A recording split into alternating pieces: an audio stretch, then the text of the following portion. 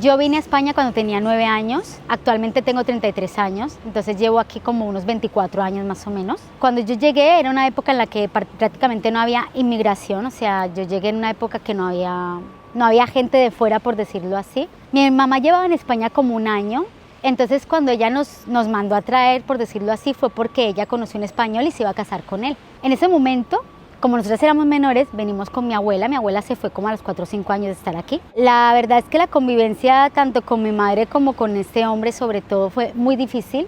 Los primeros años no lo fue tanto por parte de ella, sino por parte de él, pero después pues empezaron a poner las cosas bastante duras. La convivencia no era fácil, había muchísima agresividad, mucho maltrato, mucha violencia, y pienso que al final para cualquier inmigrante es muy difícil llegar a un país, así seas un niño o no, o sea, es muy difícil porque no tienes apoyo social de nada, no tienes amigos, no tienes nada que te pueda apoyar. Y sé que para ella fue muy difícil también llegar aquí, porque era una época en la que casi nadie inmigraba, y más mujeres, ¿no? Las mujeres era mucho más difícil que se movieran, ¿no?, del país.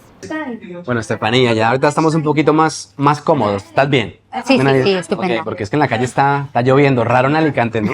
Sí, la verdad que sí. Bueno, tú me estabas contando, llegas muy niño, ¿no? A España. Sí. Sí, llegué con 9 años.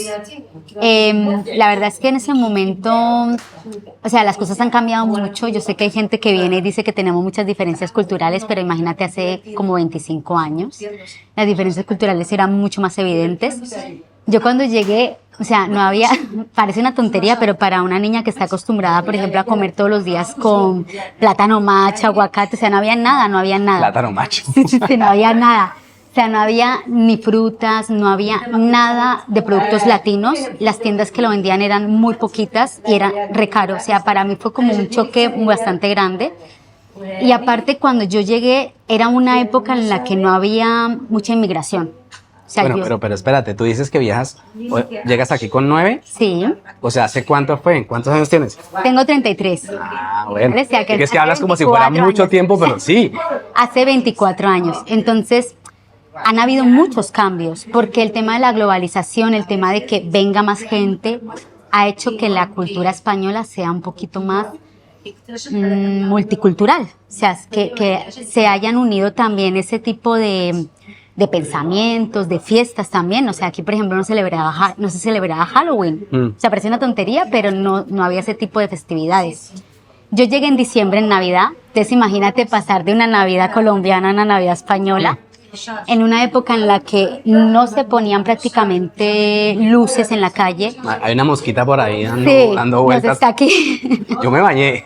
Yo también. Entonces, fue un cambio muy fuerte para mí siendo niña, ¿no? O sea, el hecho de llegar a un país en el que yo no era entendida, porque además, cuando yo entré al colegio como a los 4 días de llegar. Mi mamá ya nos tenía todo preparado para entrar a mi hermana y a mí. Y recuerdo que en el propio colegio muchos profesores no querían que yo hablara. Tú espanta la mosca, tú no, porque la mosquita nos va a agollar en toda la entrevista. Sí. Si yo la mato, si hay algún animalista, algún protector de las moscas, aquí va a haber un asesinato. Una masacre, sí. Pues cuando yo llegué, o sea, fue difícil para mí la adaptación también, porque primero mi hermana y yo éramos las únicas en todo el colegio que éramos de fuera. Imagínate. O sea, no había como ahora que en un colegio hay muchos niños, o sea, y no solamente de Colombia, encuentro niños de diferentes partes del mundo. De ninguna parte. Hay más multiculturalidad. Tu mamá es quien te trae. Cuéntame un poco de tu mamá, de la vida de tu mamá aquí, porque entiendo que es la primera que emigra. Sí.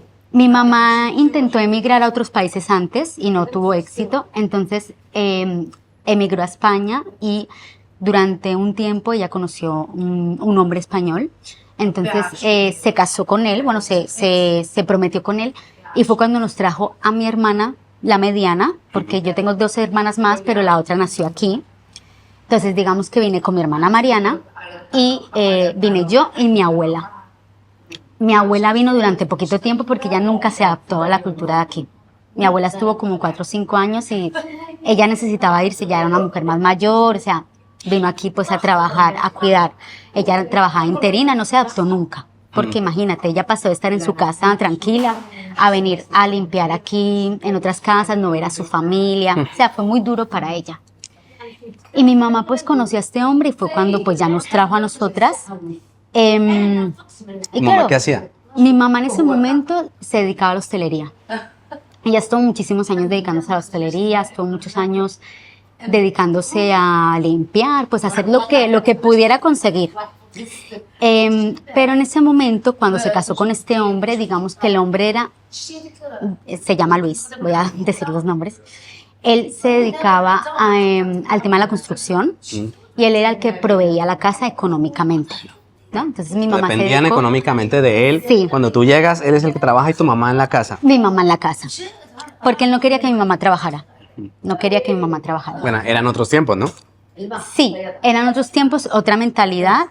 Yo digo que Colombia, o sea, España cambió muchísimo. No, y ahora te consigues uno de aquí y no te va a decir yo No, trabajo. no. O sea, España era muy diferente. España cuando yo llegué era más parecido en esa parte a Colombia. O sea, el hombre... Uy, creo que No, la tenía aquí, pero me di fue duro en la oreja. el hombre proveía. Pero el proveer a una mujer era... En ese momento, por eso es que ahorita hay mucha lucha con eso, en ese momento era que la mujer tuviera que quedarse en la casa y el hombre fuera quien gobernaba, pues, quien mandaba. Patrón. Sí, pero en plan mal. patriarcado? En plan mal, Sí, en plan sí. patriarcado, pero Dios mal. mío, ya nos vamos a meter aquí en temas.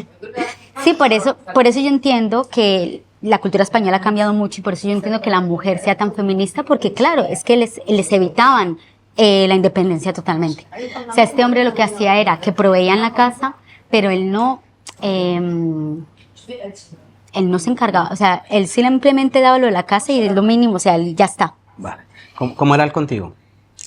O A sea, ver, porque él- tú llegas con 9 años, hagamos énfasis en eso, tu hermanita ¿cuántos años tenía? 5 años, Y llegan a donde un señor que no es tu padre. exacto.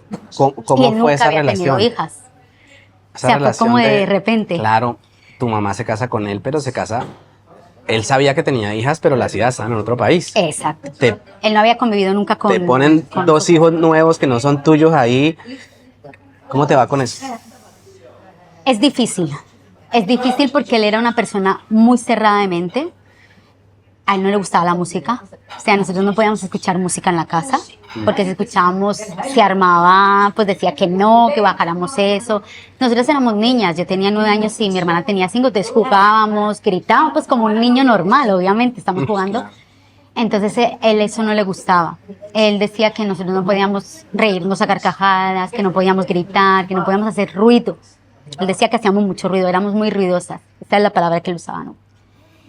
Entonces fue difícil la adaptación. Fue difícil porque no solo ya por tema del país, que nos costó mucho porque en ese momento, vuelvo y repito, era una cosa totalmente diferente, sino porque en el propio colegio, a mí, por ejemplo, me pasaba que habían profesores que decían que yo no podía hablar porque yo no sabía pronunciar la Z y la C.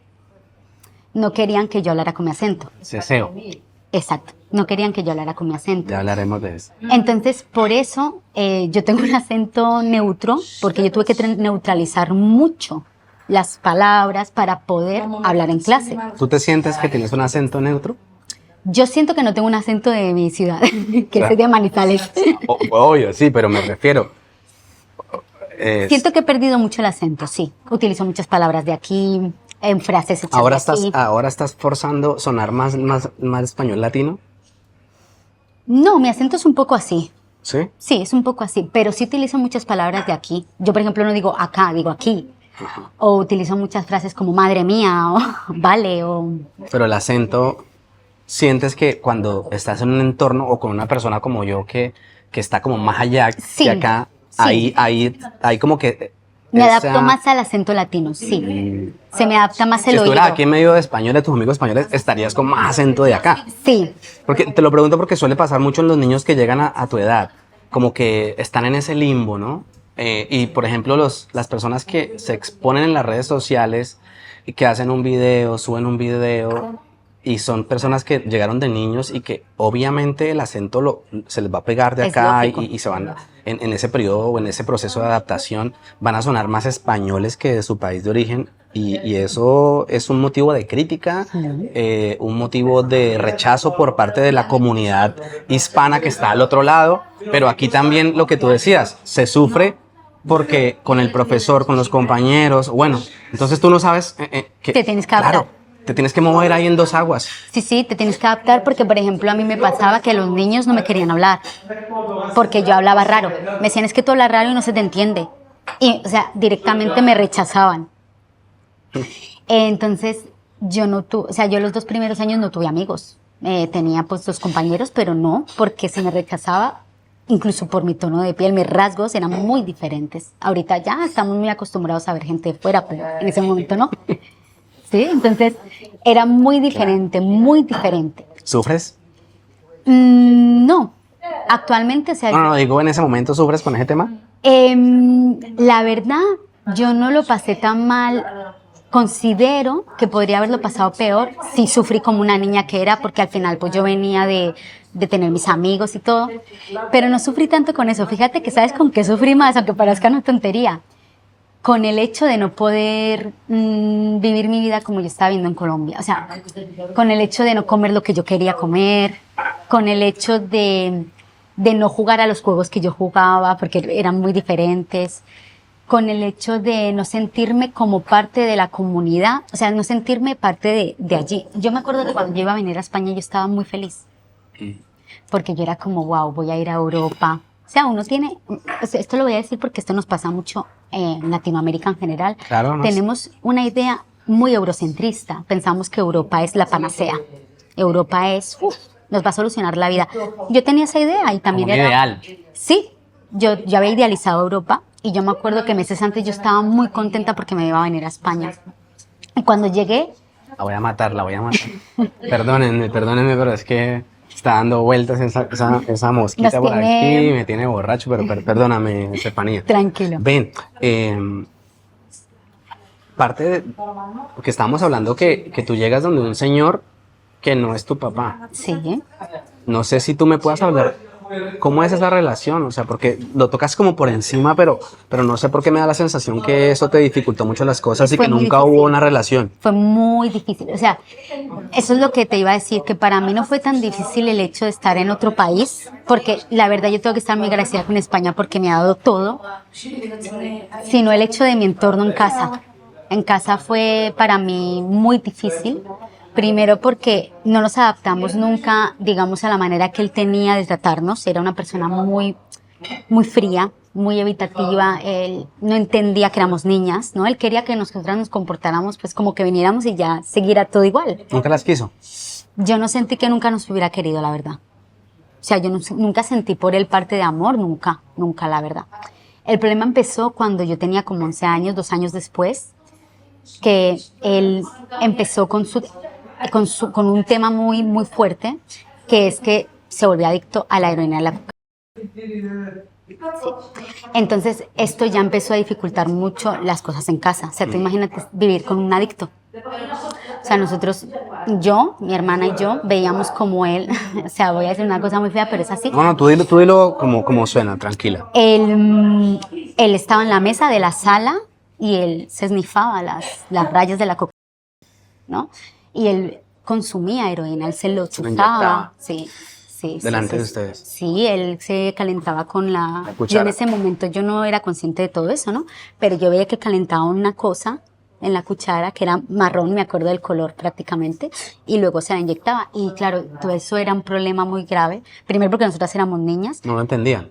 no entendíamos qué estaba pasando, y segundo porque mi mamá, claro, empezaron a haber muchos problemas entre él y mi madre, porque obviamente mi madre no quería que él consumiera eso en la casa. O sea, tu mamá no consumía, el que consumía era él. Era solo él. Él consumía eso. ¿Qué pasó? Que empezaron a haber más problemas. Recordemos que mi mamá no trabajaba. Recordemos que era él el que sustentaba la casa. Era el proveedor. Exacto. ¿Qué pasó? Que al volverse él adicto, él ya había sido exadicto, pero lo había dejado. ¿Qué pasó? Que para él fue también como un choque. De repente tener una familia, mantenerla, pues no supo llevar esa carga. Él era débil de mente, no supo llevar esa carga, las cosas como son. Y empezó a evadirse con la drogadicción de nuevo. ¿qué pasó? Que mi mamá tuvo que buscar trabajo, porque él ya no proveía, ¿el qué hacía? Lo consumía todo. Se iba al baño a consumir, estaba horas en el baño, horas. ¿Cuál es el efecto colateral ahí, cuando él comienza a consumir? ¿Hay maltrato hacia tu mamá? Sí, sí. ¿Hacia ti, hacia tu Sí. hermana? Él no nos maltrató nunca a nosotras, pero sí hubo maltrato con mi madre. Se pagaban tengamos en cuenta que mi madre es una mujer de estatura media, medía 1,68 m, póngame 1,65 m, él medía 1,95 m. Entonces, claro, era una lucha de a ver quién podía más. O sea, Se pegaban los dos. O sea, eso era muy fuerte porque se pegaban los dos. A todo esto, que no he contado esa parte antes, tengamos en cuenta que cuando yo llegué a los 6 meses, de pronto 1 año como mucho, mi mamá se quedó embarazada, mi hermana pequeña. 3. Exacto. Tú la mayor. Yo la mayor. Yo con mi hermana pequeña me llevo casi 11 años. Sí, imagínate. Entonces, claro, cuando él empezó a ser adicto, mi hermana pequeña tendría meses. Hija de él, ¿no? Hija de él. Mi hermana pequeña tenía meses de nacida, imagínate. Entonces, claro, mi mamá, recién parida, tuvo que buscarse un trabajo. ¿Y quién se hacía cargo de las niñas? Yo. Porque al final él no se hacía cargo ni de sí mismo, imagínate. Él se dedicaba a la adicción y empezó a haber muchos problemas porque ya no robaba cosas de la casa. Ya empezó a desaparecer el VHS. O sea, dejó de ser el proveedor. Lo echaron del trabajo, mi mamá no sabía. Y claro, porque lo echaron porque iba drogado al trabajo. Yo tendría 11 o 12 años ahí. Pero, por ejemplo, tú vienes a ver si yo logro de pronto entender un poco. Sí. Tú llegas donde un señor que no es tu padre, que no, es frío, que nunca las acepta, que nunca por lo menos hay una buena relación, por lo menos, bueno, no las quiero, pero tampoco voy al punto en que no entiendo que son unos niños y que están jugando y que no griten y que no los quiero ni sentir ni que respiren. Exacto, sí. De ese punto a un padrastro drogadicto. Y violento. ¿Y ahí cuál es el cambio con ustedes? Pues ahí empezó a ocurrir un cambio muy fuerte, porque claro, ya mi mamá, digamos que empezó a tener un problema de salud mental bastante fuerte, se metió en una depresión, ella no podía sostener todo eso, entonces digamos que ella sí trabajaba, o sea, digamos que ella hacía sus cosas, ¿no? Trabajaba, buscaba su vida afuera, pero pues muchas de las cosas las vivía yo en la casa, porque mientras mi mamá estaba afuera, él, por ejemplo, se drogaba. Yo recuerdo momentos e imágenes muy fuertes en las que yo lo veía tambaleándose y chocándose contra las paredes. ¿Nunca fue violento? No, con nosotras no. Nunca fue violento. La única vez que él me agredió fue una vez, yo tendría como 11 o 12 años, en la que se estaba pegando con mi mamá, se estaban empujando. Entonces yo me metí en medio como para que no empujara más a mi mamá y él me dio un golpe y me dio contra la pared y yo me quedé en el suelo. Fue la única vez que él me hizo algo. Pero yo sí tenía miedo de que pasara algo más. Yo tenía miedo de que un día de estos matara a mi mamá. Un día llamamos a la policía, eso para mí fue muy fuerte a nivel ¿Quién, mental. Yo llamé a la policía. O sea, con 11 añitos. Sí, yo tenía 11 años. O sea, madurar a las malas. Yo maduré a las malas. O sea, a mí siempre, esto es una cosa que yo ahorita comprendo, yo soy terapeuta y yo ahorita comprendo que esto es algo que yo siempre estaba muy orgullosa porque a mí cuando me conocía gente me decía, es que eres muy madura para tu edad. Yo decía, qué bien, ¿no? Y ahorita yo entiendo que la madurez, o sea, que ser maduro para tu edad es una respuesta a un trauma. No hay que estar orgulloso de ser maduro para tu edad, porque si tú eres maduro para tu edad es que tú has tenido que madurar. A las malas, a los trancazos, decimos nosotros en los Colombia. traumas. Sí. Entonces yo ya no me siento orgullosa de ser madura para mi edad. Yo sigo siendo madura para mi edad según me dicen, ¿no? Y Sí, tengo 33 años, ¿no? Y digo, wow, o sea, cuántos traumas he tenido que pasar para ser más madura de lo que tendría que ser, ¿no? O sea, es muy fuerte, ¿no? Cuando él se drogaba y que pasaban esos episodios con tu mamá que se golpeaban, ¿ahí qué tú hacías? Yo lo que hacía era proteger a mis hermanas. Yo lo primero que hacía era cuando ellos empezaban a pegarse, mi mamá le decía, aquí no se droguen. Bueno, se empezaban a pelear. Claro, se empezaban a empujar, a pegar. Yo lo que hacía era meter a mis hermanas en la habitación y yo les tapaba los oídos, pues a mi hermana pequeña era un bebé, tendría pues 1 año y medio, una cosa así, 1 año, ya cuando ya se puso las cosas más feas. Entonces yo les cantaba canciones. Yo les tapaba los oídos a mi hermana de 11 años, yo le canto, o sea, con 11 años, y yo a mi hermana Mari tendría ahí 6 años, 7 años tendría. Y yo le tapaba los oídos, yo les tapaba los oídos para que no escucharan fuera y cantaba más duro, más duro, más duro, más duro para que no escucharan los golpes fuera. Eso es lo que yo hacía. O sea, yo lo que hacía era básicamente protegerlas. Tu mamá, pues hay que entender ese contexto, ¿no? Porque solo lo entiende la persona que emigra. Yo siempre saco aparte a la persona que emigra sola o a la mujer Exacto. que emigra sola con hijos. Exacto. O sea, están en un grupo aparte. Y no porque yo quiera victimizarlas, sino porque siento que es difícil. la persona que más difícil la tiene. Emigrar sola, como mamá, con hijas. ¿Por qué? Porque bueno, en el caso de ella consiguió a alguien proveedor y podía estar en la casa, pero cuando esa persona dejó de ser proveedor, tu mamá salió a trabajar. Y al salir a trabajar pasaste tú a ser la mamá de tus hermanas. Exacto. Y ahí hay un descuido, pudo pasar a peores de parte de tu padrastro, un abuso, maltratos, sí, nunca, todo esto. Nunca abusó. Claro, entonces Es la verdad. es la parte difícil porque como madre uno dice, o uno por fuera dice, pero qué mala madre, descuidar los hijos, ¿por qué no se separa? Pero claro, entender el contexto real de una mujer sola, que no digo que no sea imposible, pero yo conozco de mamás aquí solteras que están solas con sus hijos, solas, sin ayuda de nadie, un papá ausente, un papá que no está presente en la parte económica, y emigrar a un país como España es muy duro. Yo digo, son mujeres demasiado valientes para poder hacer eso. Pero tu mamá, ¿cómo era con ustedes? A ver, el problema de todo esto es que, claro, con el tiempo, ya cuando pues yo hablé con mi mamá, porque ya yo era muy madura para mi edad, entonces yo ya veía cosas.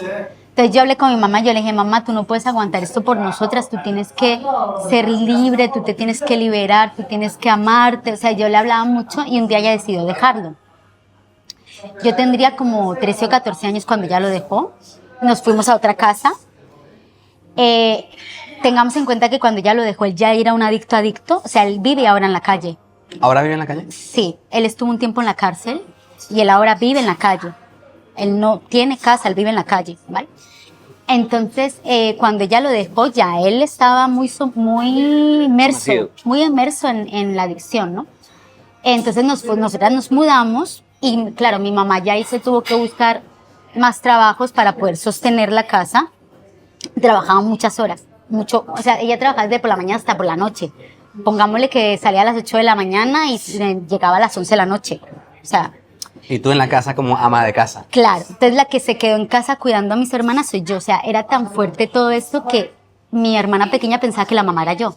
Sí. Mi hermana pequeña me decía mamá a mí, porque ella pensaba que yo era la mamá. Era yo quien dormía a mi hermana. O sea, yo sabía hasta las mañas de mi hermana. Pues yo decía, ella se duerme con esta tela. Porque mi hermana tenía una costumbre de dormirse con una telita así en la cabeza. Y yo era la que sabía qué tela le gustaba, cuánto tiempo. ¿Cuántos años tenías tú cuando se separa tu mamá de él? 12, 13 años más o menos. Sí, luego, sí, yo creo que más 13. Tengamos en cuenta que yo cuando vine con mi abuelita, que decíamos, pero como ya estaba interna, ella no se enteraba de la mitad, pues venía los fines de semana y los fines de semana se peleaban también, ella defendiendo a mi mamá del otro, el otro, o sea, era horrible, ¿no? Entonces yo un día le dije a mi abuela, porque mi abuela me ama muchísimo, ¿no? Yo soy como su hija, entonces ella no quería por mí irse, y yo le dije, tú tienes que irte porque tú ya estás mayor y un día te vas a morir de un infarto de estar aquí en esta casa. Y yo me acuerdo y yo le dije, tú tienes opciones, yo no. Me toca quedarme, pero tú te puedes ir. Y ella se fue. Yo tenía ahí 13 años cuando ella se fue. Estaba bastante madura, ¿no? Tú, sí.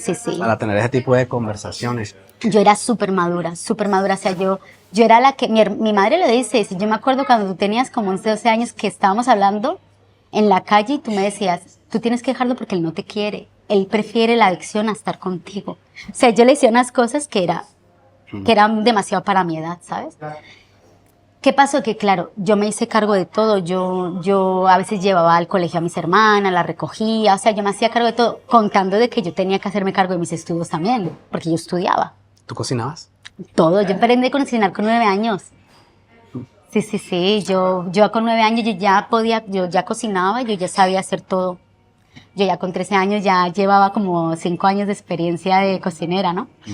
Entonces, bueno, yo me dediqué a cuidar lo que podía dentro de la casa y a estudiar o a hacer lo que yo tenía que hacer, mis cosas, ¿no? Entonces yo básicamente no tuve infancia. Yo me dediqué a cuidar a mis hermanas y a proveer dentro de lo que podía, con mis capacidades, ayudar a mi mamá. Con 15 años yo empecé a trabajar. Porque claro, en mi casa la que traía el dinero era ella, pero no daba. Entonces yo empecé a trabajar. En esa época, ahorita no sé cómo está el asunto, pero en esa época era ilegal trabajar con 15 años. ¿Y tú cuentas ahí cómo te repartes tus obligaciones de ama de casa, estudiar y trabajar? Fue muy difícil para mí. Es que yo no salía o sea, yo básicamente no podía salir, yo me dedicaba a mis hermanas y si salía tenía que salir con mis hermanas. Yo, por ejemplo, si iba al cine con mis amigas, me tocaba ir con mis hermanas. Entonces, la verdad, yo en ese momento prefería no salir. Yo prefiero estar en la casa porque no me da tiempo a tanta cosa. O sea, ¿cómo me lo repartía? Sinceramente, Andrés, si me lo preguntas, no sé. Yo creo que lo hice como podía. Supervivencia pura y dura, ¿no? Entonces... ¿En qué empiezas a trabajar? Yo empecé a trabajar en hostelería. Empecé a trabajar en un mesón como camarera. Y claro, yo imagínate, con 15 años, yo me acuerdo que yo era una niña, o sea, yo era súper inocente, ¿no? Y yo me acuerdo que, no, eso me firmaban por todo. O sea, me daban por 9 horas me pagaban 30 euros, O sea, te pagaban mal. Sí, re mal, re mal, re mal. ¿Qué pasa? Que cuando yo empecé a trabajar con la condición de que yo ayudaría a mi mamá, pero también yo me tenía que costear mis cosas. O sea, yo me pagaba mi ropa, yo se supone que iba a trabajar pues para comprarme mis caprichos, mis cosas. Pero eso no fue así, todo el dinero iba para mi madre, mi madre me lo quitaba. Sí, madre. O sea, básicamente ahí sí me lo quitaba, me decía, no, tienes que dar en la casa, me tienes que dar esto. Yo se lo daba. Entonces yo digamos que cuando salía tenía muy poquito dinero, siempre mis amigos me decían, era como ¿Para qué trabajas? ¿Para qué trabajas? Y no sabía tampoco cómo hacerles entender a ellos, ¿no? Mi situación, porque yo siempre he tenido amigos españoles prácticamente, entonces, claro, mis amigos españoles no tenían esa situación y no entendían, ¿no? Sí, en nuestra cultura también es muy normal que uno trabaje a esas edades y que ande en la casa Total, pero no debe ser normal. No, por eso te digo, pero sí, no debe ser normal. En nuestra sociedad o en tiempos anteriores solía pasar mucho eso. Sí, es así. ¿Qué pasa? Que yo siempre digo que, claro, yo desde pequeñita pues ya no pude hacer cosas de mi edad, respectivas a mi edad. Yo empecé a trabajar, a sostener la casa como podía, ayudar a mi mamá como podía, a mis hermanas como podía. Bueno, pasó que después de cierto tiempo mi mamá estaba muy estresada, muy mal. Mi madre, tengamos en cuenta que ya empezó ella a desarrollar depresión cuando estaba con este hombre hace 2, 3 años. O sea, ya estamos hablando de que yo tengo unos 15 años y mi madre empezó a desarrollar esto cuando yo tenía como unos 11, 12 años. ¿No? Ella, yo me acuerdo muchas veces, mi mamá se acostaba en el sofá horas, acostada así, mirando a la nada, horas. O sea, es así. Ni quería comer. O sea, era muy fuerte, ¿no? Entonces, ella empezó a desarrollar una rabia interna muy fuerte, supongo que hacia su vida, hacia en general, y ahí empezaron más problemas con respecto a mí y ella en la casa, ¿no? Este hombre lo metieron a la cárcel por robar, porque resulta que nos enteramos de que había robado a un hombre o a una mujer, no lo sé bien, pero en una de esas, o sea, por forcejear y tal, la mató sin querer. Sí, o sea, súper fuerte. Entonces lo metieron a la cárcel por homicidio involuntario. Tu mamá estaba, bueno, es que no sé si tú podrías analizar eso en ese momento, pero tu mamá estaba, es que no podemos hablar de amor, pero había ese apego de tu mamá hacia mi madre tenía un él. apego, pero mi madre ha tenido apego hacia todos los hombres con los que ha estado, no es un amor, es una dependencia, porque hablemos ¿Vacío? Claro, mi madre hay muchas cosas que tiene que trabajar, o sea, independientemente, todos tenemos cosas que trabajar, pero en ese momento ella Yo creo que confundió ese apego con amor. ¿Qué pasa? Que nos obligaba, o sea, ella se había separado de él, pero luego volvió con él y ella lo visitaba en la cárcel, hacía vis a vis, y nosotros no sabíamos nada de eso. Y un día nos obligó a ir a visitarlo. Y yo me acuerdo, yo tendría como, sí, 14, 15 años, mi hermana Mari tendría unos 10 años y Isa tendría pues unos 3 años o una cosa así. Sí, 3, 4 años. Entonces, yo me acuerdo de visitar la cárcel y yo era una menor, para ir a ver un hombre que yo no quería ver. Claro, ¿no? Sí. Tu mamá la coge contra ti. O sea, porque dices que tu mamá cae en depresión y está como con esos problemas existenciales quizás y hay entre ustedes dos. Sí, empezó a tener muchos conflictos internos suyos, problemas con la ira muy graves, muy graves. Y básicamente ella, con mis hermanas lo hacía, pero mucho menos. Pero conmigo era una cosa tremenda, o sea, ella empezó a violentarme físicamente y psicológicamente de maneras increíbles, o sea, ella todos los días me repetía que ojalá me hubiera abortado, que yo era lo peor que le había pasado, o sea, me decía cosas muy fuertes, no me decía que yo solo iba a servir para puta, o sea, esas son las palabras que ella utilizaba. ¿Qué qué? Que iba a servir solo para puta, o sea, que yo no servía nada más, para nada más, o sea, ella me decía, ¿tú por qué estudias? Porque yo sacaba muy buenas notas, pero ella me decía que yo no iba a servir para nada, que yo lo que tenía que hacer era pensar que yo iba a ser carne pues de prostitución. Esto empezó cuando yo empecé a desarrollarme como mujer. Ella empezó a tener como mucho miedo de que yo tuviera relaciones sexuales, de que me quedara embarazada. Ella siempre me decía, cuidado con quedarte embarazada, que no vayas a traer. Y empezó a violentarme mucho, o sea, tanto que ella me pegaba todos los días, o sea, me pegaba de maneras increíbles. Pues esto es duro para mí, pero, o sea, yo, por ejemplo, me arrancó pelo, yo perdí una muela, o sea, eran pelas fuertes, Agresivas. muy agresivas. O sea, ella ¿A son de qué? ella se desquitaba la rabia que ella tenía dentro conmigo, a son de todo, o sea, a son de que sí, por Bueno, no hay una ejemplo, justificación para golpear a un hijo, pero ella buscaba la justificación. O sea, ella era, por ejemplo, si yo ese día había llegado 10 minutos más tarde del instituto, me pegaba. Si yo un día le decía a mamá que hay de comer, me pegaba. O sea, era todos los días una pela horrible. o sea, te preguntaba, ¿hoy te he pegado? No, bueno. Sí, básicamente era así. Sí, o sea, literal, eran todos los días. Fue tanto que un día, mi hermana mediana, pues una vez mi mamá, es que he saltado de una cosa a otra, perdón, pero de una vez vino una amiga a decirme si por favor podía bajar. Le pidió permiso a mi mamá. Ella puede bajar abajo a la calle, que vamos a estar. Y mi mamá me pegó que porque le había dicho a mi amiga que pidiera permiso. O sea, me dio una pela horrible, me pegó contra la bañera y yo me quedé como inconsciente, no sé cuántos segundos o minutos en el suelo. Literal, o sea, fue así. Mi amiga tenía tanto miedo que salió corriendo de la casa, imagínate. O sea, yo ahorita me río, pero en ese momento no. ¿Y tú en ese momento cómo lo veías? Yo lo normalicé. Mi manera de sobrevivir era que era normal, que los padres le pegaran a los hijos. Para mí era normal. Sí, o sea, yo sentía que si yo no normalizaba eso, no iba a poder sobrevivir. Por ejemplo, o sea, para llegar uno a Sí. quitarle a través de o sea, quitarle una muela a alguien, o sea, tiene que ser muy, Sí, muy ella me violento rompió la muela. la Yo situación. no sabía que ella me había roto una muela. Lo fuerte fue que yo, después cuando yo me puse brackets, yo era muy mayor, yo tendría ya como 22 años cuando yo me puse brackets, me los pagué yo. A mí me quitaron 4 muelas para poder hacerme espacio para mis dientes. Y entonces la odontóloga me sacó la muela y me dijo, esta muela la tienes partida. Y me dijo, es muy raro, o sea, que una muela se parta. Es muy raro. ¿Tú te has dado algún golpe fuerte en la Y en la entonces, ¿tú cabeza? cómo sabes que fue? Porque ella siempre me daba en la cara.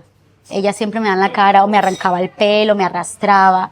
Y yo muchas veces yo muchas veces he escupido sangre después de que ella me pegara. Muchas veces. Entonces yo sé que fue ahí porque yo nunca me he dado un golpe, nunca. sea, yo entendí, yo pensé, wow, eso habrá sido en algún momento de estos. Porque la odontóloga me preguntaba, me decía, pero tú te has pegado algún golpe. Yo, no. Dice, pero es que esto solo se puede astillar de la manera en la que está con un golpe. Y yo decía, wow, o sea, fue como, para mí fue como un clic, no sé cómo explicarte. Como Sí. un flashback. Sí. Entonces, de hecho, una vez fue muy fuerte. Mi hermana mediana, por ejemplo, ya no se acuerda de muchas cosas de su infancia, borró muchas cosas.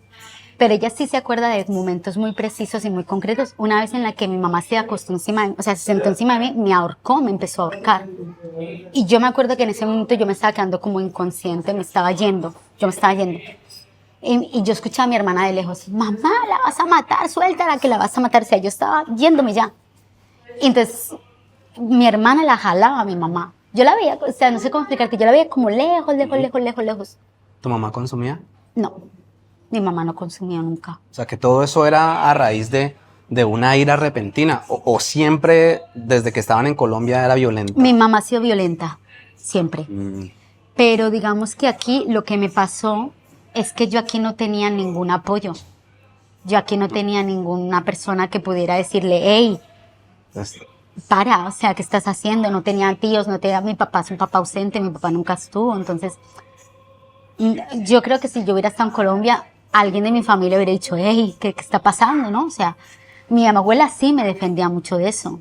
Cuando ella estaba aquí y, por ejemplo, mi mamá se quería encarar con nosotros, pues mi abuela se entrometía, pero por eso yo le dije, tú te tienes que ir porque esto está empeorando. Ya no era solo con el hombre sino también con mi mamá. Y por eso yo le dije, abuela, tú te tienes que ir. O sea, tú sálvate de todo esto, sálvate, vete. Yo no puedo, pero tú sí. Porque ya empezó las cosas desde antes, ya empezó ella a mostrar esa violencia. Lo que pasa es que cuando yo me desarrollé como mujer, eso empeoró mucho. 15 años. Sí, digamos que la violencia ocurrió desde los 15 hasta los 17. Yo, por ejemplo, yo en verano iba con manga larga, siempre, porque me daba vergüenza que me vieran los morados en el instituto. Y yo me acuerdo que si me veían algún morado, yo mentía, yo decía, no, es que me peleé con... Me pegué o sí, cualquier yo me mentira. inventaba cosas porque me daba vergüenza reconocer que me pegaba mi madre, me daba vergüenza. O sea que tú te aguantas 2 años esa situación normalizándola, pero Sí. llega un momento en que haces clic y ¿qué haces? ¿Te vas? ¿O tu mamá cambia? No, lo que pasó fue, a ver, yo dentro de ese trayecto de 2 años, ahora voy a contar una cosa bastante fuerte. Yo en ese trayecto de 2 años lo normalicé, pero hubo un momento en que mi cerebro ya no pudo más. Entonces yo me hacía muchas preguntas. Yo decía, ¿por qué mi mamá no me quiere? Si yo intento ser buena, yo me encargo de mis hermanos. O sea, tú no se haces muchas preguntas, ¿sabes? De ¿por qué? Y más en esa edad. Y más en esa edad. Porque ella me decía que ella no me quería. O sea, es que ella me lo decía. Ella me decía, si no te quiero yo que soy tu madre, ¿quién te va a querer? Nadie te puede querer. ¿Sabes? Entonces, claro, eso me pasó factura muchos años, Andrés, porque al final tú te planteas si las personas que están contigo te quieren o no. Para mí fue muy duro, yo bajé mucho mis notas en el instituto, muchísimo, porque ya no me importaba estudiar, o sea, no me importaba nada, la verdad. Entonces, ¿qué pasó? Pasaron muchas cosas, pasaron que yo me volví un poquito rebelde, o sea, yo pasé de ser una persona, digamos, una estudiante ejemplar, a fugarme, pues a irme, a volarme. Yo me volaba del instituto, en el instituto la llamaban a mi mamá, pues más razones para que me pegara, o sea, eso fue insostenible, ¿no? ¿Qué pasó? Que hubo un momento en el que ya mi cerebro no pudo más y a mí me envió una depresión severa. Esa depresión desencadenó en intentos de autolisis, intentos de suicidio, ¿vale? Yo tuve 3 intentos de suicidio. Yo estoy aquí porque, o sea, yo ahorita entiendo por qué estoy aquí, pero en ese momento fue como, wow, ¿por qué sigo en la vida? ¿Por qué sigo aquí? O sea, a mí me salvó, hay gente que le llama Dios, hay gente que le llama fuente, a mí me salvó lo de arriba, lo más poderoso que pueda haber. Entonces, uno de los intentos de autolisis que yo tuve fue tirarme por el balcón. Yo estaba con mis 2 hermanas. Estaban durmiendo las dos y entonces yo dije, yo ahorita voy a aprovechar para tirarme por el balcón. O sea, de esa manera mecánica. Sí. Yo llevaba días ya pensando que yo no quería vivir. Y yo tenía que conseguirlo de tal manera que sí, que yo me iba de este mundo. Es muy difícil pensar quitarte la vida, ¿eh? Es muy difícil. Yo estuve muchos meses planteándome todo eso. Maquinando. ¿Cómo lo hago? ¿Cómo lo hago? Y pensando, ¿cómo lo hago para que mi mamá o alguien adulto no me pueda salvar? O sea, yo pensaba todas las noches, yo estuve meses, Andrés, sin mentirte, todas las noches pensando en eso. Cuando pasan esos pensamientos, ¿realmente está la intención o en el fondo hay la esperanza Sí. de encontrar una salvación? Hay la esperanza de encontrar una salvación. Yo creo que nadie quiere morirse. Nadie. Pero llega un momento que cuando tú piensas eso es porque no tienes salida. Yo pensaba dentro de mí, la persona que me tiene que proteger es la que me está atormentando. Yo me quiero morir. Yo decía, la única manera de salir de aquí, no tengo dinero porque yo trabajo y todo lo tengo que dar aquí. No puedo, pues yo no puedo, y yo era menor, yo no podía irme del país, por ejemplo. Entonces yo decía, yo no puedo irme del país, yo no puedo conseguir una casa, yo tal, ¿qué puedo hacer? Morirme. Claro, mi solución era morirme. Mi cerebro decía, si te mueres se acabó todo. Descansas. Sí, yo quería estar en paz. Yo quería estar en paz. Entonces, ¿qué pasa ese día que ya Pues, pasas a la acción? Cuando yo estaba subida en la barandilla ya. Yo me subí a la barandilla. Yo recuerdo, o sea, mira, yo tengo 33 años, pues han pasado como 17 años, más o menos. Y me acuerdo aún del pensamiento. Yo tenía un miedo. Yo me acuerdo que yo tenía un miedo y yo decía, tengo miedo de morirme, pero yo decía, pero tengo más miedo de vivir. Me acuerdo de ese pensamiento. Porque yo no quiero seguir con esto, yo no puedo seguir con esto, no puedo seguir aguantando maltrato sistémico, no puedo, es que mi mente ya no podía. Y cuando yo me iba a tirar, yo ya estaba así subida, yo me iba a tirar, yo escuché a mi hermana Mariana, Estefa, y yo me giré para atrás y entonces ella estaba como entrando al salón y se estaba como rascando los ojitos porque se estaba despertando. Y yo me bajé. O sea, a mí me salvó mi hermana, porque yo lo que no quería era dejarles un trauma a ellas. Yo quería que ellas se levantaran, ¿dónde está mi hermana? ¿Dónde está mi hermana? Pero yo no quería que ella me viera saltar, no sé si me explico, yo no quería que ellas estuvieran traumatizadas. Entonces yo me bajé. O sea, mi hermana me salvó ahí, literal, y mi hermana se despertó así sola, o sea, de repente. Otra vez pasó que yo me llevé un cuchillo y me lo guardé debajo de la almohada. Te quiero hacer una pregunta. Dime. Cuando hay esos pensamientos y ya sabemos de dónde viene, cuál es la fuente o cuál es la persona que te está haciendo el daño, en este caso es tu madre, cuando estás ahí con ese propósito, con esos pensamientos de, bueno, voy a acabar con esto y estás pensando en los daños colaterales, bueno, no le quiero hacer daño a las personas que más amo, que son mis hermanas, no les quiero dejar un trauma. Estás pensando como en todas esas cosas que maquinas. Dentro de las cosas que maquinas también piensas en voy a hacerle daño a la persona que me ha hecho daño Sí, con esto. Sí. O sea, antes me hubiera sentido muy culpable y muy avergonzada de decir esto, pero sí uno lo piensa. Yo pensaba, si yo me mato, ella va a saber todo lo que me está haciendo. Ella va a ser consciente porque ella no es consciente. Yo pensaba, ella no es consciente de lo que me está haciendo. Que si yo me mato, ella por lo menos recapacitará y dirá, ¿qué estoy haciendo? Y no lo hará ¿Qué más. hice? Bueno. Sí, no lo hará más, no le pegará a mis hermanos. O sea, porque a mis hermanos les pega, pero no tenía nada que ver conmigo. Sí, No al fue nivel que te pegaba a ti. No. O sea, conmigo fue un ensañamiento realmente. O sea, en España hay unas leyes muy duras con el tema de la infancia. Y yo sé que si yo hubiera ido a denunciar, mi madre hubiera estado en la cárcel. Es que yo lo sé, porque era un ensañamiento muy fuerte. O sea, yo me acuerdo que yo me peinaba de este lado porque yo tenía calvitos. Ella me arrancaba, sí. Y yo tenía que buscar la manera de peinarme para poder ocultar esos calvitos. O sea, eran cosas muy fuertes. Y al final mi cerebro ya no podía más. Y yo era como, yo no puedo sostener esto ya. Yo no digo que yo fuera, pues yo he sido siempre, digamos, una persona dentro de lo que podía ser buena, por decirlo así. Yo he hecho mis cosas, yo no voy a decir que no, porque yo cuando pasó todo esto, lo que te decía, me empecé a volar, bajé mis notas, o sea, Es que eso es normal. Sí, ya no tenía ganas de seguir, ¿no? Con mis comportamientos normales, por decirlo así. Pero yo siempre he tenido claro una cosa y era, o sea, yo siempre digo que yo agradezco mucho mi madurez, porque yo nunca opté por otras opciones, yo nunca me drogué, yo nunca, o sea, nunca hice nada de eso. Pero sí opté pues por quitarme la vida, o sea, yo decía, yo me quito la vida y ya. Entonces, sí, uno lo piensa, yo lo pensé. Es más, te voy a decir una cosa, la última vez que yo lo intenté y sí que hice ya una cosa más porque estuve en el hospital y todo, yo dije, le voy a dejar una carta y yo le escribí una carta. Ah, Ay, pues no. Ya hijo de madre. Sí, salió sí, bueno sí. el pocillo. Sí, la verdad que sí, hay que comprar de esos. Espera, que es que... Claro, porque hice así y se cayó. Ya. No, pero no pasa nada. Yo le escribí una carta. Bueno, voy a empezar así para que cortes ahí. No, es que lo dejamos así, no pasa nada. Vale, yo le escribí una carta diciéndole que era su culpa, que yo me moría por su culpa. Y yo me acuerdo que cuando yo lo escribí sentí placer. Me acuerdo, ¿eh? Sentí placer dentro de mí decir, es que ella tiene que saber lo que me está haciendo. Otra vez, no voy a pegar más golpes. Los espíritus.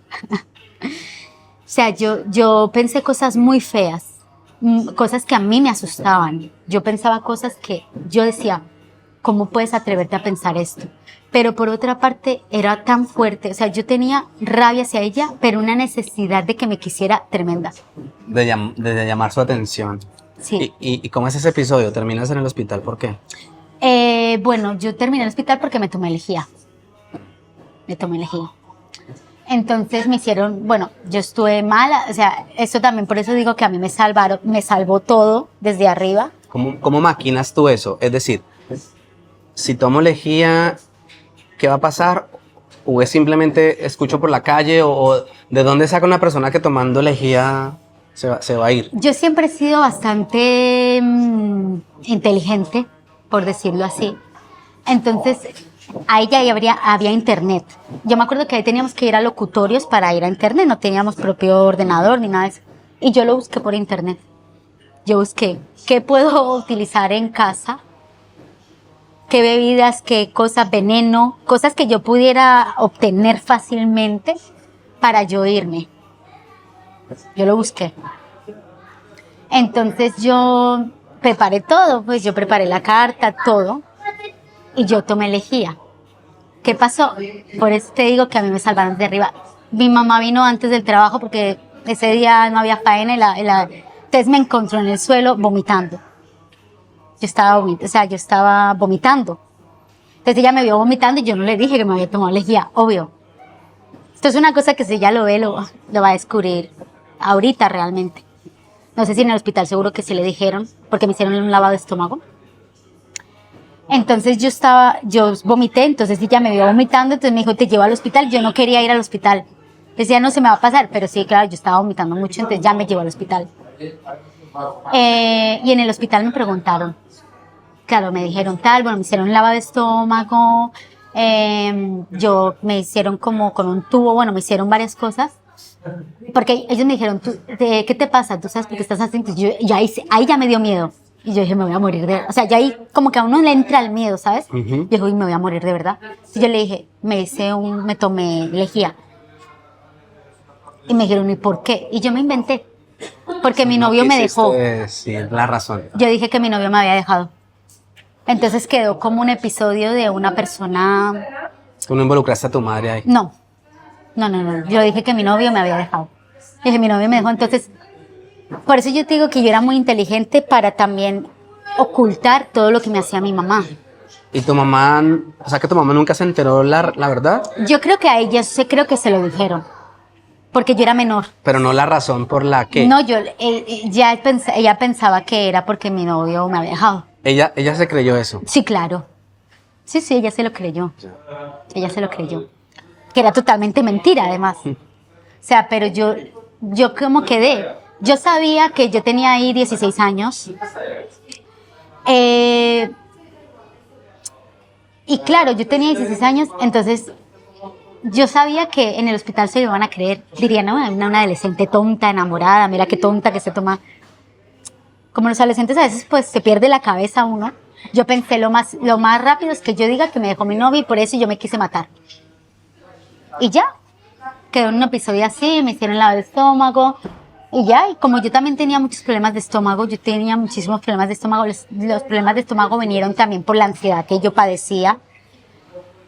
Ellos lo vieron como normal porque yo iba muchas veces a urgencias por tema de gastritis y gastroenteritis, como que lo vieron normal, ¿sí me entiendes? Como que no le dieron más importancia, la verdad.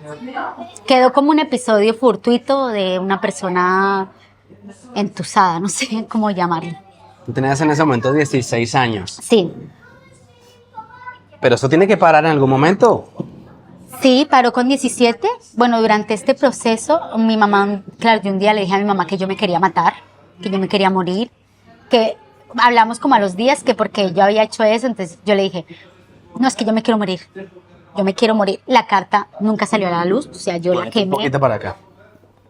¿Ahí? Es para que es no, ahí. La carta nunca salió a la luz, yo la quemé. Y a los días mi mamá me preguntó y entonces empezamos a ir a un psiquiatra, según para arreglar mis problemas por el tema de suicidio.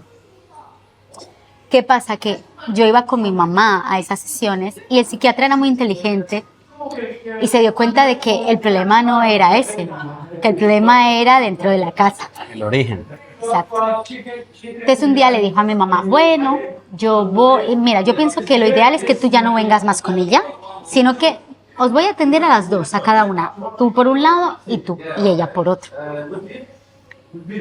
Ese día fue para mí un antes y un después, porque cuando él le dijo eso, mi mamá en el ascensor me avisó, me advirtió, me dijo, ojito con lo que tú dices, ojito. O sea, que ella, dentro de su, sí era consciente de que ella lo que estaba haciendo no estaba bien, porque si no, ¿para qué me dice que no le diga, no?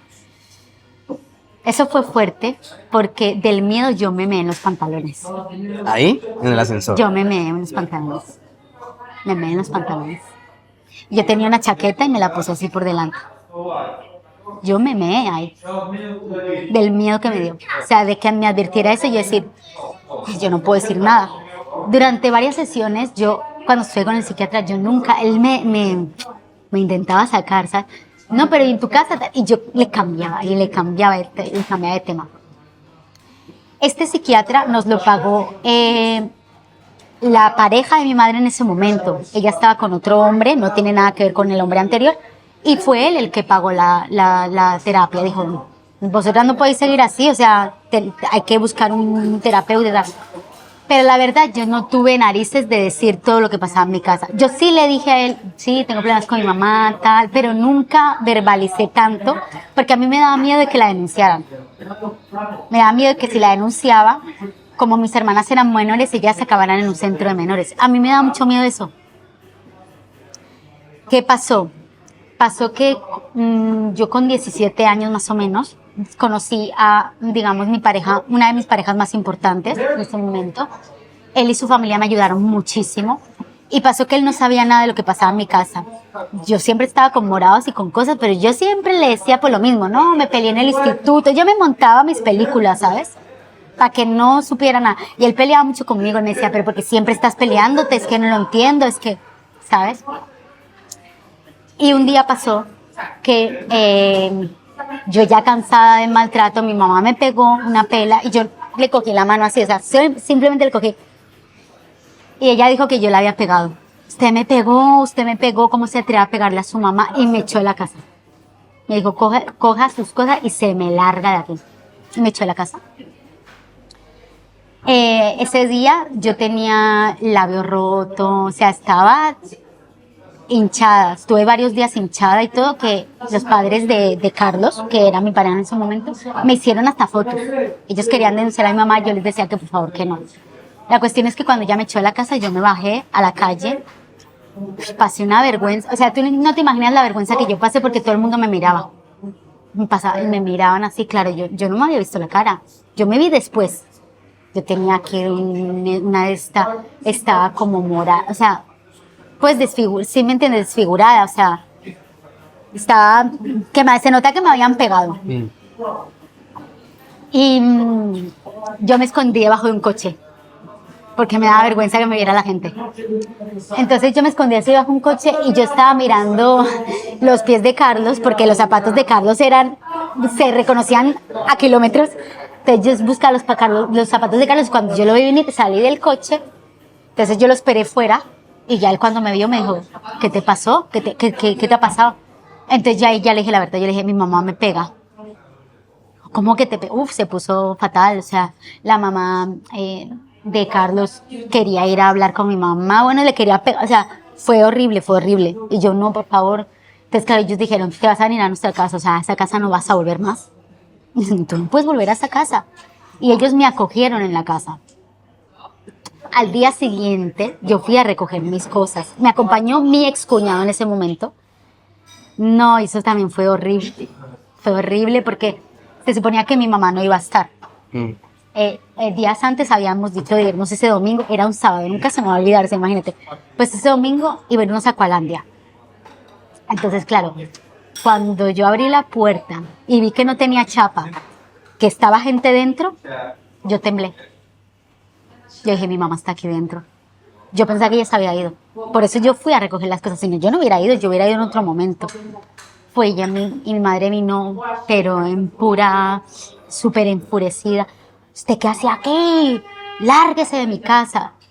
Empujó a mi excuñado, intentó agredir a mi excuñado, le dijo que si no se iba a llamar a la policía, que porque la había entrado en su casa sin su permiso. O sea, fue horrible. Mis hermanas gritando, mamá, por favor, déjala que se vaya, que no está haciendo nada, déjala que se vaya, que coja sus cosas y se vaya.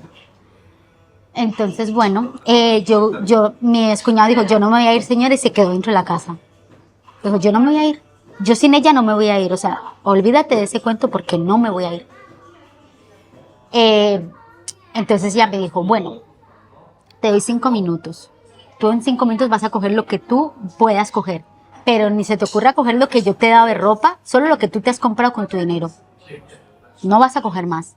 Y así fue, yo cogí bolsitas de basura, me metí lo que podía en 5 minutos, ya a los 5 minutos ella vino y se paró así en la puerta de la habitación. Yo me acuerdo que ahí me asusté tanto, porque yo era como, ¿y ahora cómo voy a pasar en la puerta y está ya, me va a pegar? Yo pensé, me va a pegar. No me pegó, se quedó así mirándome de arriba abajo, yo pasé y ya me fui. Esa fue como mi liberación, pero fue mi liberación física, porque a nivel emocional yo tenía muchísimo síndrome de mujer maltratada. Entonces, cuando tú tienes síndrome de mujer maltratada, tú eres adicto al maltratador. Por eso muchas mujeres maltratadas vuelven con el maltratador. Y yo todos los días pensaba en cómo volver con mi mamá. Yo decía, yo tengo que volver con mi mamá porque mi mamá no puede cuidar a mis hermanas sola. Tú imagínate. Hay una justificación ahí. Yo decía, mi mamá está mal. ¿Qué pasa? Yo también desde muy jovencita a mí siempre me han echado esa carga. Es que tu mamá está mal, tú tienes que entenderla. Tu mamá no está bien. Tú eres una persona inteligente, ayúdala. Entonces yo tenía eso en mi mente, que era yo la que tenía que ayudarla a ella. Y que como yo me iba a ir dejando a mis hermanas ahí con mi mamá y mi mamá trabajando y quién iba a cuidar a mis hermanas.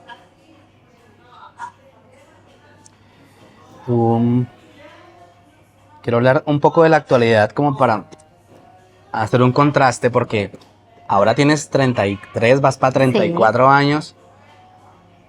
Tú solita logras estudiar y me gustaría que me contaras qué estudiaste tú para hacerte una pregunta. Pero primero que me cuentes qué estudiaste. Pues mira, yo decidí estudiar terapia ocupacional, que es para ayudar a personas, digamos, con diversidad funcional, con discapacidad de todo tipo.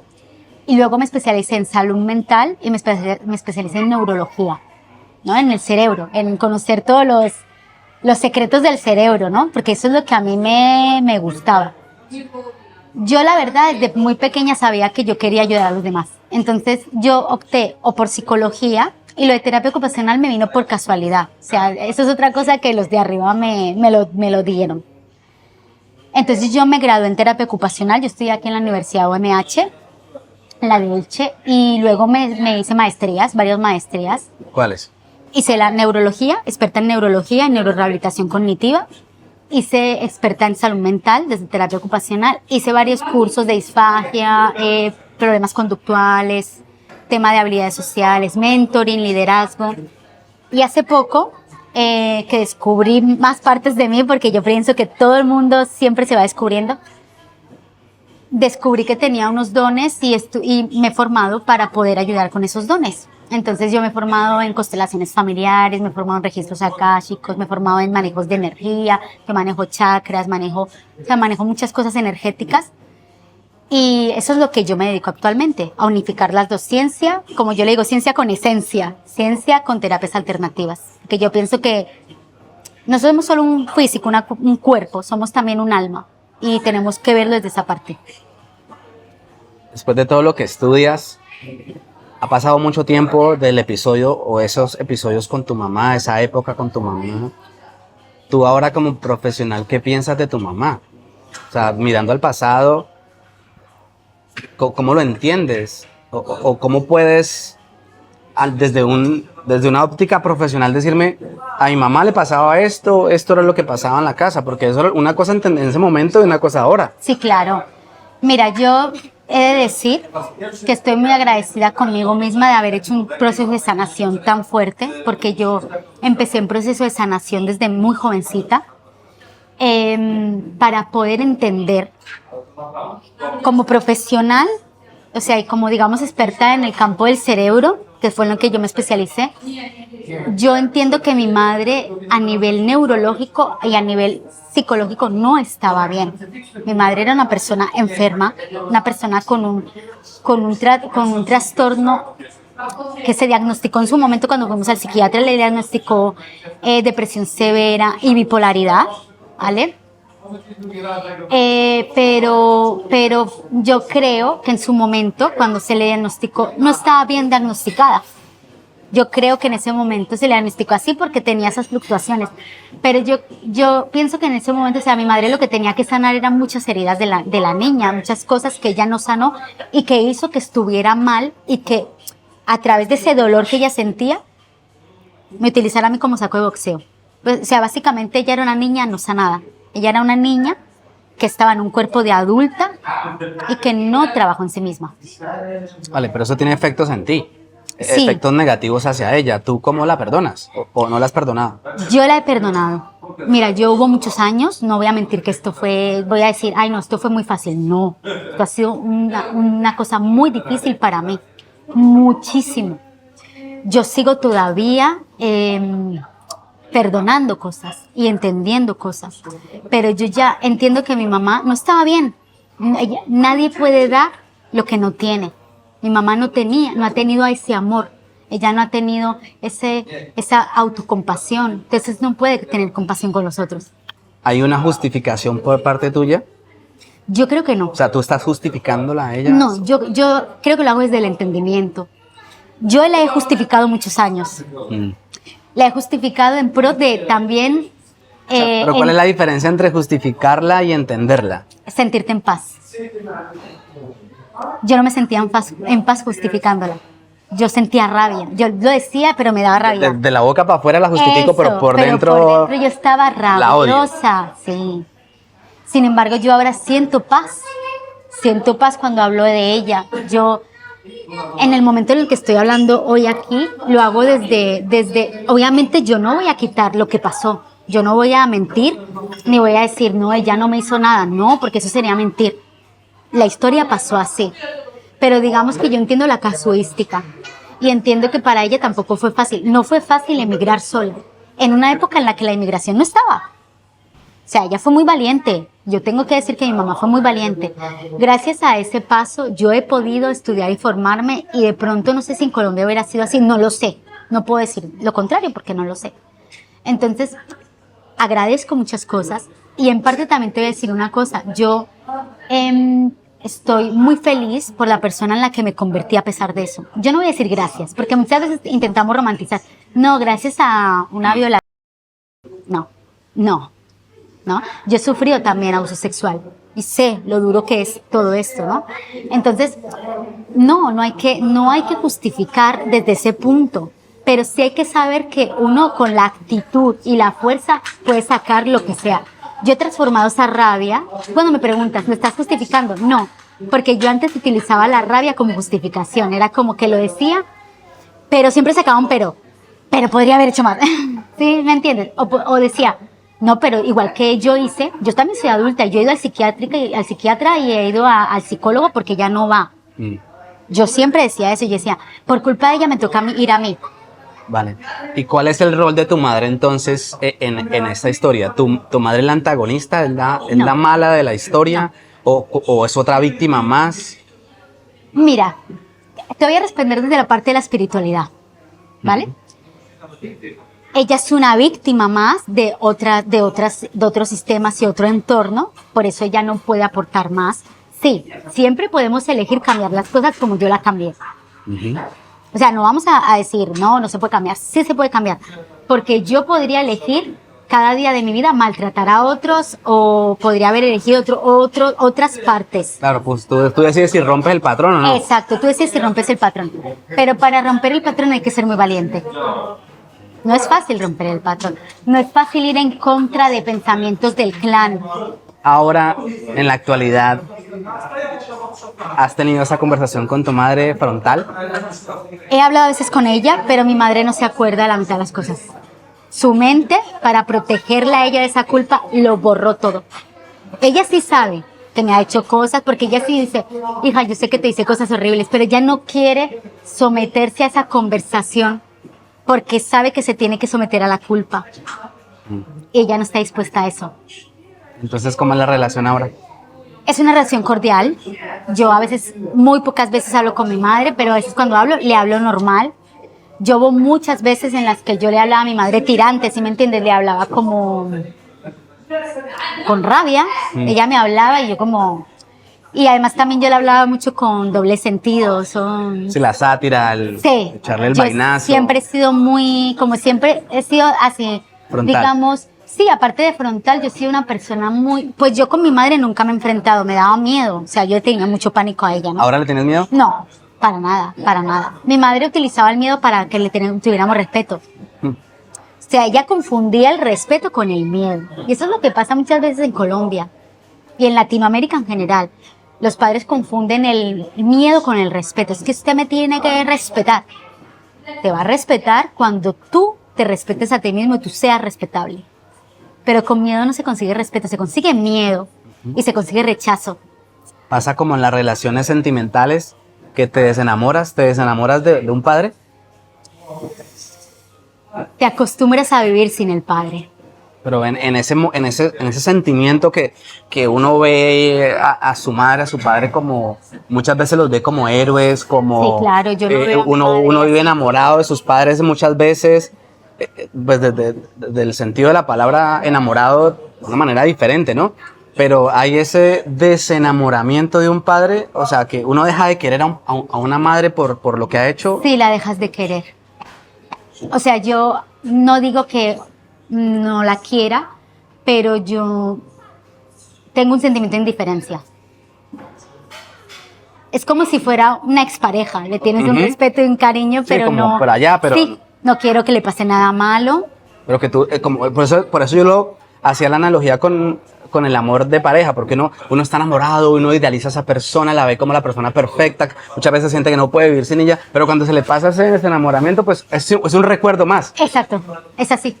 Yo creo que también es una manera de sobrevivir. Tu mente tiene una manera de intentar vivir con eso y decir, wow, o sea, sí, yo tengo que hacer lo que sea para sentir que no la necesito en mi vida. Es así. Yo cuando pasó todo eso que me echó, yo estuve muchos meses, años, buscando la manera de yo poder tener una relación normal con mi madre. Imagínate. O sea, yo pensaba, yo quiero tener una relación como tienen otras personas y yo quiero que mi madre y yo estemos... O sea, yo fantaseaba con eso. O sea, me da pena de decirlo porque es una cosa que a mí me hacía feliz fantasear. Imaginar que yo con mi madre me iba a comer a un sitio, iba de viaje, o sea, imagínate. Normal. Pero llegó un punto en mi vida que ya no siento esa necesidad. O sea, no siento esa necesidad. Yo estoy muy orgullosa del paso que he dado porque cuando tú te posicionas en ese paso estás en la niña interior, tú estás en lo que yo necesito desde la niña. Pero yo no soy una niña, yo soy una adulta y yo a mi madre ya no le puedo pedir nada. me lo tengo que dar yo. Entonces yo cuando veo a mi madre, la veo con respeto porque es mi madre, le estoy agradecida por la vida que me ha dado y por las oportunidades dentro de sus herramientas que ella ha podido hacer y me ha dado.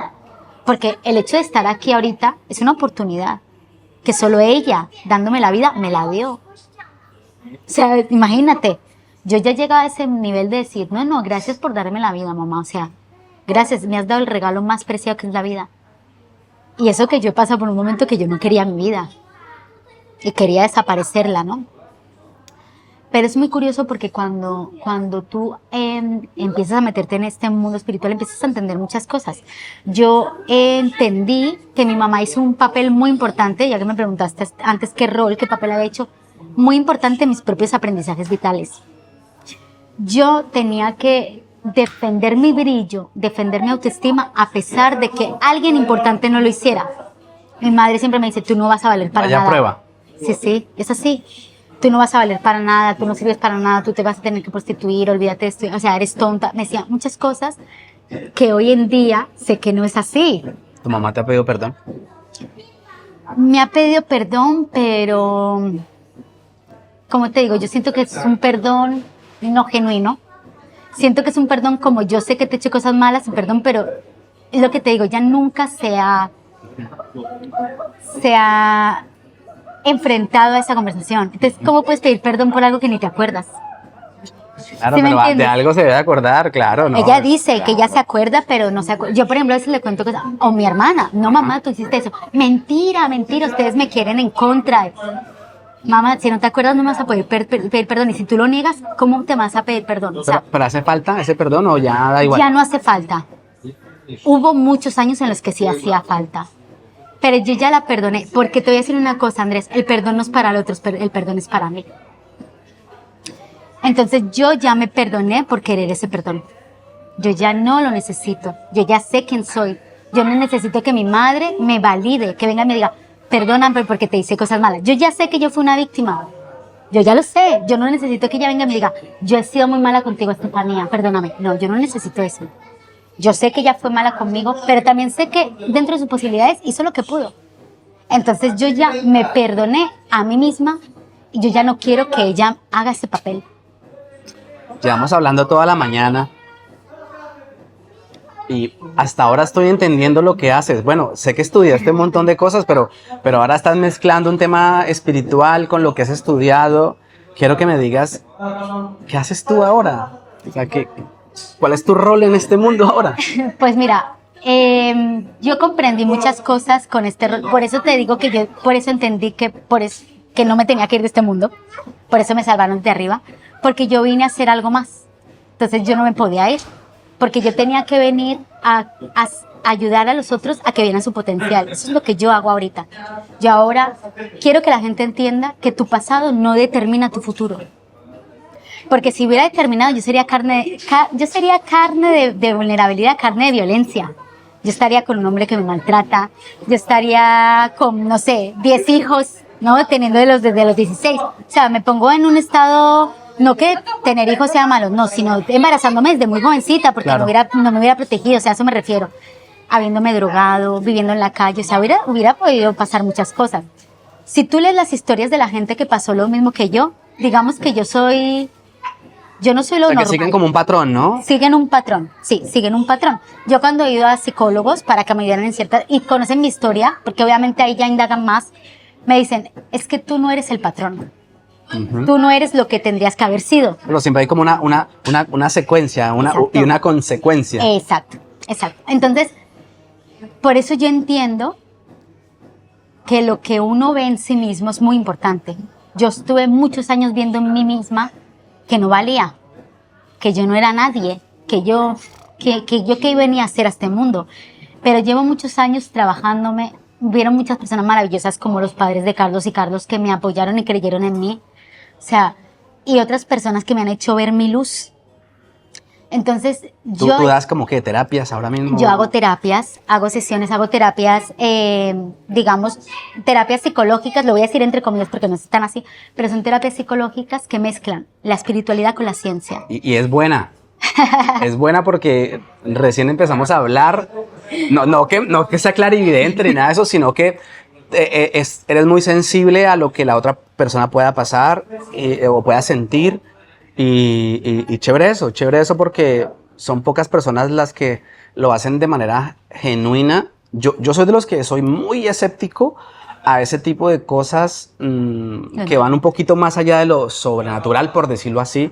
Que alguien me diga, no, es que a usted le va a pasar esto según el zodiaco. Yo trato de ser como muy distante de eso. No me gusta enterarme de nada de esas cosas. Prefiero que mi vida siga el rumbo que debe tener, como debe ser. Esa es la manera de pensar yo. Pero tampoco me cierro a ciertas cosas. Y yo de ti, en este poco rato que hemos hablado, me he dado cuenta, y por lo que me has dicho y has dicho de mí, y no de futuro, sino, por ejemplo, decirme algo de mi personalidad que yo digo que lo sentiste, que lo percibiste.